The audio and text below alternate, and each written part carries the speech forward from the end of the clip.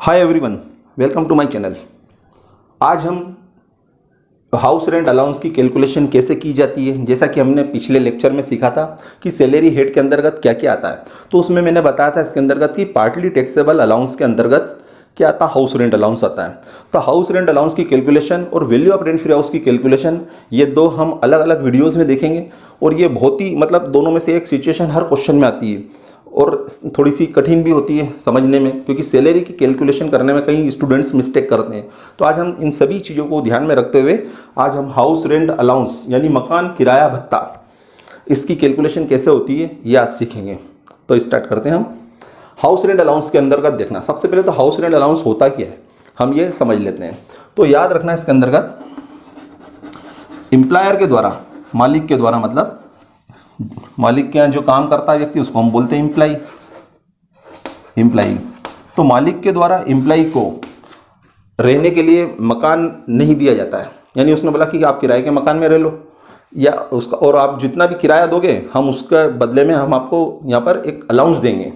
यानी कि एम्प्लॉयर के द्वारा एम्प्लाई को किराए के मकान में रहने के लिए और उसका किराया भुगतान करने के लिए जो अलाउंस दिया जाता है, जो अलाउंस दिया जाएगा उसको हम बोलेंगे हाउस रेंट अलाउंस। कौन दे रहा है? एम्प्लॉयर दे रहा है। किसको दे रहा है? एम्प्लॉई को। किसके लिए दे रहा है? यानी मकान नहीं दे रहा है, मकान दे देता तो उसकी रेंट फ्री अकोमोडेशन या रेंट फ्री हाउस के अंदर कैलकुलेशन करते हैं।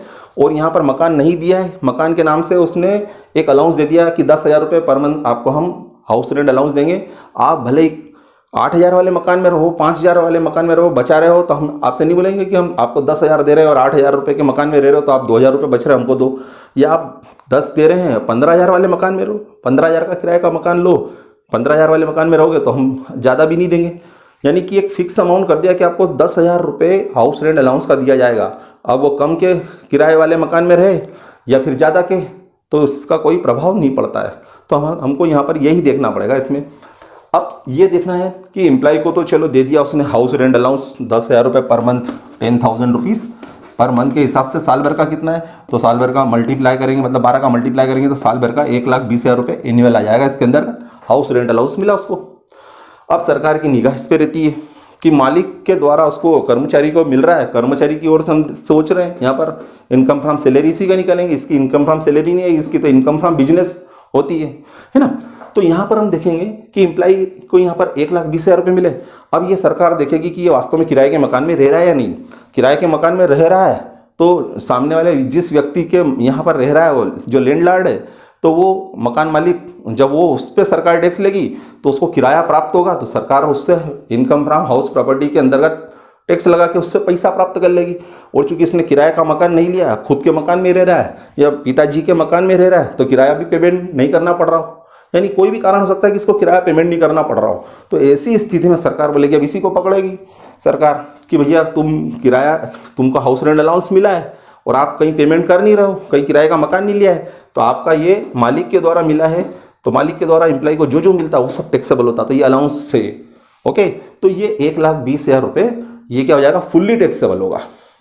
किराए के मकान में नहीं रह रहा है तो, है ना। अब हम देखते हैं अगर वास्तव में किराए के मकान में रहता है अगर एम्प्लॉय, और सपोज करना किराए के मकान में रह रहा, तो ऐसी कंडीशन में अगर ये उसकी सैलरी के 10% से ज़्यादा अगर किराए का भुगतान कर रहा हो, ध्यान रखना क्या बोला मैंने कि इस व्यक्ति ने यानी एम्प्लॉई ने अपनी सैलरी का जो सैलरी मिल रही, अब सैलरी का मतलब क्या होगा यहाँ पर? सैलरी का मीनिंग सब जगह चेंज होता है इनकम टैक्स में। यानी कि value of rent free house की कैलकुलेशन करेंगे तो वहाँ सैलरी का मीनिंग अलग होगा, हाउस रेंट अलाउंस की कैलकुलेशन करेंगे वहाँ उसका अलग होगा, पेंशन की कैलकुलेशन करेंगे सैलरी का मीनिंग अलग होगा, ग्रेच्युटी की कैलकुलेशन करेंगे सैलरी का मीनिंग अलग होगा। तो याद रखना इस चैप्टर के अंदर इनकम फ्रॉम सैलरी में सैलरी का मीनिंग समय समय पे चेंज होता जाता है। आया ये? तो हम यहाँ पर सैलरी कौन सी लेंगे ये हम देखेंगे अभी। तो उसकी सैलरी से अगर 10% ज़्यादा उसने किराए का भुगतान किया है तो याद रखना इसकी जो छूट दी जाती है, वास्तव में किराए का मकान है तो सरकार छूट दे रही है, तो वो छूट कौन से सेक्शन में दी जाएगी? अंडर सेक्शन 10 की सब सेक्शन आएगी यहाँ पर 13A।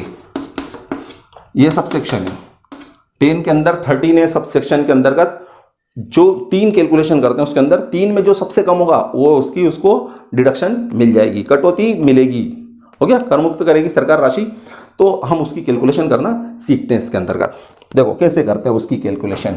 तो इसकी कंप्यूटेशन करना पड़ेगी हमको, चार्ट बनाएंगे उसमें तो हमको हाउस रेंट अलाउंस लिखना है खाली, पर उसकी कंप्यूटेशन कैसे करेंगे तो हम यहाँ पे लिख देते हैं कैलकुलेशन ऑफ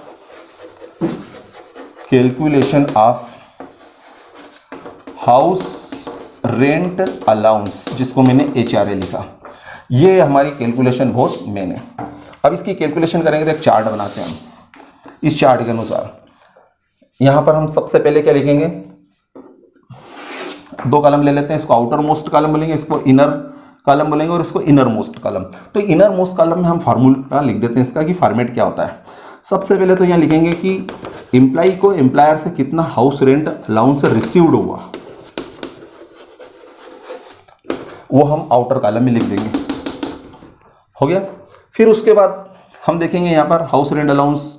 फिर उसके बाद मैंने अभी जैसा बताया था कि under section 10 sub section 13A के अंतर्गत जो सबसे कम होगा उसकी डिडक्शन मिलेगी। तो जो सबसे कम होगा इसके लिए ले लेते हैं हम विच एवर इज लेस।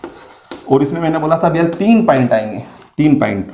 तो पहला पॉइंट आएगा इसके अंतर्गत, जितना मिला उससे ज़्यादा उसकी डिडक्शन कभी नहीं मिलेगी। जितना भी उसको मिला है यहाँ पर हाउस रेंट अलाउंस के रूप में मालिक से, वो उससे ज़्यादा उसकी डिडक्शन उसको नहीं मिलेगी। तो ये पॉइंट वापस एज इट इज़ लिख दो, house rent allowance received, short form लिख देता हूँ रिसीव्ड का RECD, वो यहाँ लिखेंगे हम। उसके बाद सेकंड नंबर पे लेंगे रेंट पेड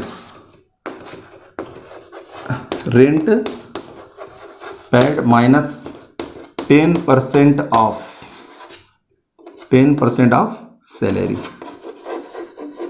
सैलरी। एक लाइन छोड़ के हम यहाँ लिख देते हैं। अब यहाँ पर आएगा 40% ऑफ सैलरी या 50% ऑफ सैलरी, 40% ऑफ सैलरी या फिर 50% ऑफ सैलरी। 40 का 50 भी आ सकता है। अब वो किस कंडीशन में आएगा हम देखते हैं। सबसे पहले तो देखो जितना भी यहाँ पर HRA मिला यहाँ लिखना है हमको, विच एवर इज लेस में इन तीनों में जो भी कम होगा, याद रखना इन तीनों में जो भी कम होगा वो डिडक्शन यहाँ पर मिल जाएगी। और जितना हाउस रेंट अलाउंस रिसीव्ड हुआ और जितने की डिडक्शन 3 में से जो सबसे कम में मिल रही है वो घटा देंगे, तो ये हमारा आ जाएगा taxable house rent allowance, taxable house rent allowance ये आएगा। अब कुछ इंपॉर्टेंट पॉइंट बता देता हूं मैं आपको, इंपॉर्टेंट पॉइंट्स याद रखना इसके अंतर्गत। जब भी हम ये सैलरी का निकालेंगे, यहाँ ये जैसे मैंने सैलरी का लिखा था भैया, ये सैलरी हुई, यहाँ सैलरी आ रही, तो सैलरी का मीनिंग क्या होगा। तो सैलरी में याद रखना उसको कई प्रकार की आइटम्स यानी इनकम मिलती है, तो सारी इनकम को नहीं लिया जाता है। इसमें हम क्या लेंगे, बेसिक सैलरी लेते हैं, डियरनेस अलाउंस लेंगे। डियरनेस अलाउंस अंडर एग्रीमेंट दिया होगा तो ही लेंगे, अगर अंडर एग्रीमेंट या फिर नॉट फार्म ऑफ सैलरी दिया है तब भी नहीं लेंगे इसके अंतर्गत। तो यहाँ पर क्या क्या चीज़ें आती है सैलरी के अंतर्गत, क्या क्या लिया जाता है। एक तो लिया जाएगा बेसिक सैलरी प्लस DA। याद रखना DA कौन सा लेना है, अंडर एग्रीमेंट वाला, अंडर AGREEMENT अंडर एग्रीमेंट। और कमीशन ऑन सेल्स, ये 3 चीज़ों को शामिल करेंगे। इसके अलावा DA के अलावा कोई अलाउंस नहीं लेंगे दूसरे, जैसा कि मैंने CCA बताया, CD कंपनसेटरी अलाउंस ले हो या फिर इंटरटेनमेंट अलाउंस हो, मेडिकल अलाउंस हो, ये कुछ भी नहीं लेते। सिर्फ इन 3 चीज़ों को शामिल किया जाएगा सैलरी का 10% और सैलरी का 40% या 50% निकालने में। ओके, एक तो ये पॉइंट हमको याद रखना कि सैलरी का मीनिंग क्या होगा हाउस रेंट अलाउंस की कैलकुलेशन में। दूसरा देखना हमको यहाँ पर कि 40% और 50% का क्या है। अब सपोज करो व्यक्ति जहाँ पे रह रहा है, ध्यान रखना, तो वो उसका शहर क्या है, यानी कि कोई भी व्यक्ति किसी एम्प्लॉयर के यहाँ काम करता है, वर्किंग करता है, तो ये याद रखना कि उसका सिटी ऑफ जो रेसिडेंस होता है वो अलग हो सकता है, यानी रहता किसी शहर में और काम करना जाता किसी दूसरे शहर में, वो मेट्रो सिटीज़ आ जाती। सपोज करो मेट्रो सिटीज़ में कौन कौन आएगा यहाँ पर, ध्यान रखना, बॉम्बे, दिल्ली, कोलकाता और चेन्नई। ओके, ये 4 मेट्रो सिटीज़ है हमारी कंट्री के 4 महानगर हैं। इनको छोड़ दो तो बाकी का सब आता है रेस्ट ऑफ द कंट्री।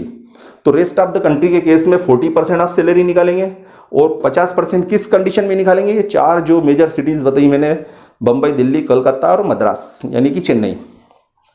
इस केस में हम 50% सैलरी का निकालेंगे। क्यों? क्योंकि बड़ी सिटीज़ होती है तो वहाँ पर हाउस रेंट ज़्यादा होता है, तो इसलिए वहाँ पर सरकार ने 50% की छूट दे रखी है मैक्सिमम। ओके, और नॉर्मल 4 को छोड़ के बाकी इंडिया में कहीं पे भी रहे, वो बम्बई, दिल्ली, कोलकाता और चेन्नई को छोड़ के कहीं पे भी रहे, है ना, रिमेनिंग सिटीज़ के अंदर का, तो ऐसी कंडीशन में 40% आप सैलरी निकालेंगे। अच्छा, इसके बाद हम नेक्स्ट पॉइंट पे ध्यान देते हैं।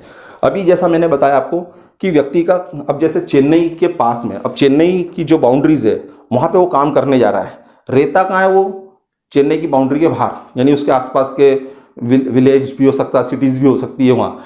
तो याद रखना कि जो उसकी सिटी ऑफ रेसिडेंस है या लिविंग है और सिटी ऑफ वर्किंग है, ये दोनों अलग अलग होती है। तो जहाँ रहेगा उसके हिसाब से उस शहर को हम 40% या 50% की कैलकुलेशन में शामिल करेंगे।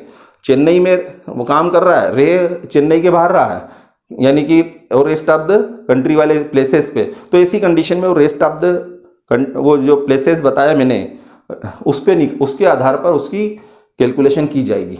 ओके, जैसे चेन्नई के बाहर रह रहा है, चेन्नई में काम कर रहा है, तो कितना लेंगे हम वहाँ पर? 40%। और अगर चेन्नई में रहता और चेन्नई के जब बाउंड्री खत्म होती है, जहाँ एक स्टेट की बाउंड्री खत्म होती है और दूसरी स्टेट लगती है, तो ऐसी कंडीशन में वो दूसरी स्टेट में जा रहा हो, तो ऐसी कंडीशन में ध्यान रखना चेन्नई में रह रहा तो चेन्नई के हिसाब से 50% आप सैलरी निकालना पड़ेगा। वर्किंग करने जा रहा है और वहाँ से मालिक से मिल रहा है तो उस पर हम ध्यान नहीं देंगे। ओके, तो इस तरह से हम इसकी कैलकुलेशन करते हैं। आ गया यहाँ पर, तो ये सेकंड नंबर वाला पॉइंट मेरा यही था कि हमको यहाँ पर किस पे ध्यान देना है? सिटी ऑफ लिविंग या रेसिडेंस, सिटी ऑफ लिविंग या रेसिडेंस के आधार पर कैलकुलेशन करेंगे। रेसिडेंस इसके आधार पर करेंगे, न कि सिटी ऑफ वर्किंग प्लेस के आधार पर। ये 2 पॉइंट याद रखना। अब हम इसमें एक एग्जांपल मान लेते हैं। सपोज अब एक एग्जांपल ले लेते हैं कि चलो जैसे कोई मिस्टर राम ले लिया हमने, मिस्टर राम, कि मिस्टर राम है और उनकी जो सैलरी है वो है यहाँ पर सपोज करना 20,000 मान लेते हैं। सैलरी है उनकी, बेसिक सैलरी, सैलरी का मतलब यहाँ पे मैं बेसिक सैलरी ले रहा हूँ। बेसिक सैलरी उनकी है 20,000 पर मंथ। अच्छा, 20,000 पर मंथ है तो इसमें 12 का मल्टीप्लाई करना पड़ेगा। जो जो इसमें पर मंथ रहेगा उसमें हमेशा पर मंथ को कायमी चेंज करना पड़ेगा एनुअल में, तो 12 का मल्टीप्लाई करना पड़ेगा। तो 20,000 में हम 12 का मल्टीप्लाई करेंगे तो 2,40,000 आएगा। तो उसकी सैलरी कितनी होगी? 2,40,000। फिर सपोज करना उसके बाद उसको डीए मिल रहा है और अंडर एग्रीमेंट लिखा है, अंडर एग्रीमेंट वो 60,000 मान लेते हैं कि उसको 60,000 रुपये क्या मिल रहा है? डीए, डियरनेस अलाउंस, महंगाई भत्ता।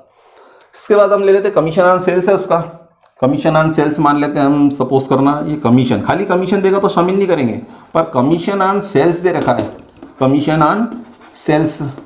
तो ऐसी कंडीशन में उसने सेल्स जितनी की उस पर उसको कमीशन मिला, वो मान लेते हैं हम यहाँ पर 20,000 सपोज करना पूरे साल भर का।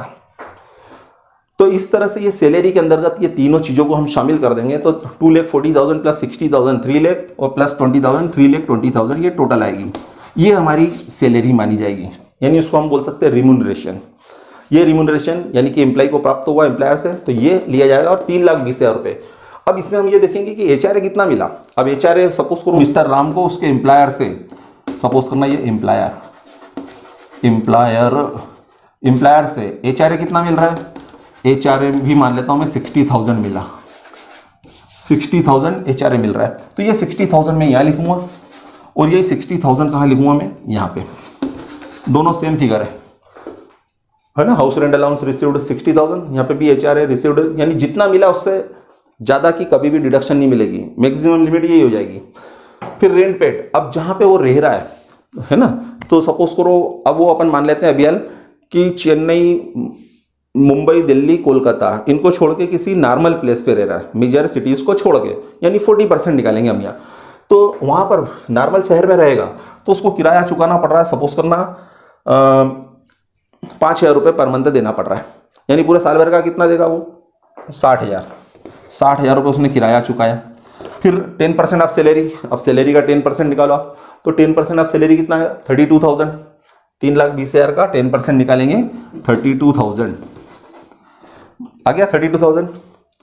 अब इसमें से इसको माइनस कर दो। हाँ, इसमें से अगर ये माइनस हो जाता आराम से, है ना, तो कितना बचेगा? ये 28,000 रुपये बचेगा। तो ये 28,000 रुपये यहाँ लिख देंगे हम। अगर सपोज करो ये इससे ज़्यादा होता, ये 80,000 या और कुछ निकले, मतलब जो फिगर लिखा उससे ज़्यादा निकले, तो माइनस में नहीं लिखेंगे, यहाँ पे नील कर देंगे। अगर ये यहाँ पर 60,000 है और 60,000 से अगर ज़्यादा, यानी जितना रेंट पेड किया उससे अगर ज़्यादा 10% ऑफ सैलरी होता है, तो माइनस में फिगर नहीं लिखेंगे यहाँ। ये मैथमेटिक्स नहीं है अपना यहाँ। वहाँ पर क्या मानेंगे हम? नील। और जो सबसे कम होगा उसकी डिडक्शन मिल जाएगी, वो नील की मिलेगी फिर उस कंडीशन में। पर अभी हमारा 60 में से 32 आराम से घट रहा है ना। तो 28,000 रुपये जो रिमेनिंग आया वो हमने यहाँ लिख दिया। फिर 40% ऑफ सैलरी, यानी जिस सैलरी का हमने यहाँ 10% निकाला 320 का, वही 320 का हम यहाँ पर कितना निकालेंगे? 40%। अब 40% निकालो अब इसका, तो 10% आएगा 32,000, है ना। तो 40% आएगा इसका 1,28,000। कैसे निकाला आप देखो, मैं बता देता हूँ आपको। 10% की वैल्यू कितनी है? 32,000। 10 की हमको 40% की निकालना, 4 से मल्टीप्लाई कर दो। तो ये 4 का 30 में मल्टीप्लाई करेंगे, 30 4 2 8 और 4 3 12, यानी 1,28,000 रुपये। अगर वो सिटी वो होती है उसकी कोई मेजर सिटी, तो हम 50% निकालते हैं यहाँ पे 320 का, और 320 का 50% निकालते तो कितना आता यहाँ पर? इसका अगर हम 50% निकालते तो 1,60,000 आता। ओके, चलो ये तो हो गया। अब तीनों में कम क्या है? तीनों में सबसे कम है यहाँ पर 28,000। तो अभी मैंने जैसे आपको बताया था कि विच एवर इज लेस, तो ये हमारी जो अंडर सेक्शन 10 उसकी सब सेक्शन 13A के अनुसार जो डिडक्शन मिलेगी, अभी मैंने बताया था वही कि 3 में जो कम है उसकी डिडक्शन मिल जाएगी। तो यहाँ पर 28,000 सबसे कम है, तो 28,000 रुपीज़ की डिडक्शन मिलेगी। 60 में से 28 घटा दो आप, तो ये आ जाएगा आपका 32,000 रुपये। ये 32,000 रुपये आ जाएगा आपका, हो गया ये। तो ये 32,000 रुपये, ये जो टैक्सेबल HRA आया, ये उसका statement of income from salary जो हम बनाएंगे उसमें HRA में कितना लिखेंगे? 32,000, न कि 60,000। उम्मीद है आपको ये समझ में आ गया होगा। अब इसके बाद नेक्स्ट वीडियो में हम सीखेंगे value of rent free house, यानी कि यहाँ पर मकान नहीं दिया था एम्प्लॉयर ने एम्प्लॉय को, मकान नहीं देते हुए मकान के नाम से उसको एक निश्चित धनराशि दे दी, 5,000 रुपये पर मंथ के हिसाब से उसको दे दिया था HRA। तो साल भर का कितना हुआ? 60,000। तो 60,000 माना था, तो 60,000 को टैक्सेबल नहीं करेंगे। 60,000 जो प्राप्त हुआ उसमें से ये हमने कैलकुलेशन की, जो सबसे कम हुआ उसकी डिडक्शन मिलेगी, बाकी का जो आएगा वो इनकम फ्रॉम सैलरी में शामिल करेंगे। ओके, जय हिंद।